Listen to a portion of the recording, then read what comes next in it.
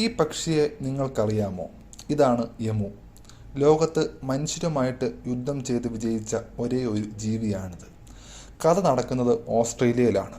ഒന്നാം ലോക മഹായുദ്ധത്തിന് ശേഷം ഓസ്ട്രേലിയൻ സർക്കാർ പല സൈനികരെയും വെസ്റ്റേൺ ഓസ്ട്രേലിയയിൽ സെറ്റിൽ ചെയ്യിച്ചു.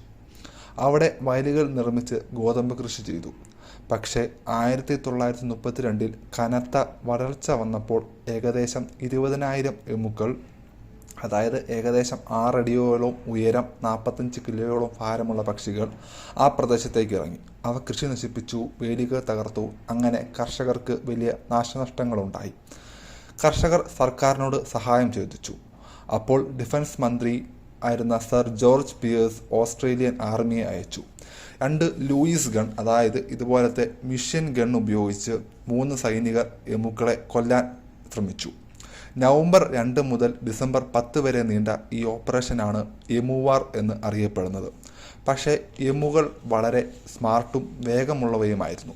50 കിലോമീറ്റർ വേഗതയിൽ അവ ഓടി ചിതറിപ്പോയി. എമുകൾ ഗ്രൂപ്പുകളായി നിന്നില്ല.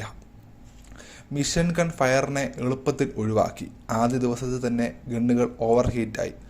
ഔദ്യോഗികമായി 900 എമുക്കളെ മാത്രമാണ് കൊല്ലാൻ സാധിച്ചത്. എമു പോപ്പുലേഷനിൽ വലിയ മാറ്റമൊന്നും വന്നില്ല.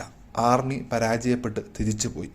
ഓസ്ട്രേലിയക്ക് ഇതങ്ങനെ വലിയ നാണക്കേടായി. പിന്നീട് സർക്കാർ കർഷകർക്ക് ബൗണ്ടി അഥവാ പ്രതിഫലം നൽകി എമു ഹണ്ടിങ് പ്രോത്സാഹിപ്പിച്ചു.